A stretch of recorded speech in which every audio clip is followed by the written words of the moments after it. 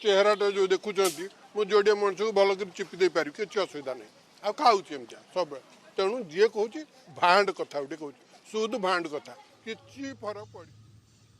professor Pratap रथ सार को टे देखु कहते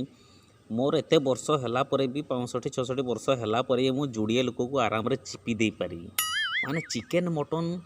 बिरयानी खाइले जोड़िए लोक को चिपी दे हम किंतु पनीपरिया जिनिस खाइले जोड़िए लोक कौन गोटे लोक को भी चिपी हेनी यही वार्ता दौरान आम जनसाधारण लोक एक चरित्र सृष्टि कले लोक मैंने से कथा शुणे से भाव में रामचंद्र भली एक चरित्र सृष्टि कर वाल्मीकि महाकाव्य रचना कले रामायण जरिया ये समाज रे किसी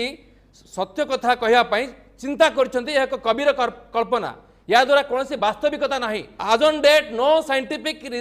research could say that this is truth एटा कंप्लीटली एक मिथ ए महाशय जन को देखु कहते राम नाम जो ये काव्य बा कहानी भगवान कथा को कहते यह मिथ्या संपूर्ण भाव में मिथ्या बोली कहते और कहते यह कविर कल्पना यह वास्तविक विज्ञान पक्षे यह प्रमाणित तो नुहे कि यह मिथ्या अरे भाई मिथ्या आमे जपिबुनी एमती कथा कहते अरे तुम भाई जपा तुमको किए बाध्य करुच्ची तुम न जप मोर कौन हो अरे जार विश्वास अच्छी जार इच्छा अच्छी सी जपु तुम ताकू मिथ्या बोली प्रमाण करने बोली एमिति वार्ता देवा कौन समस्त को ठीक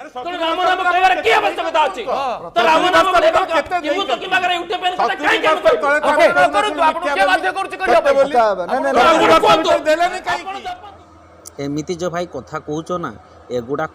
हिंदू भाई माने शुणिले आ सनातन धर्मर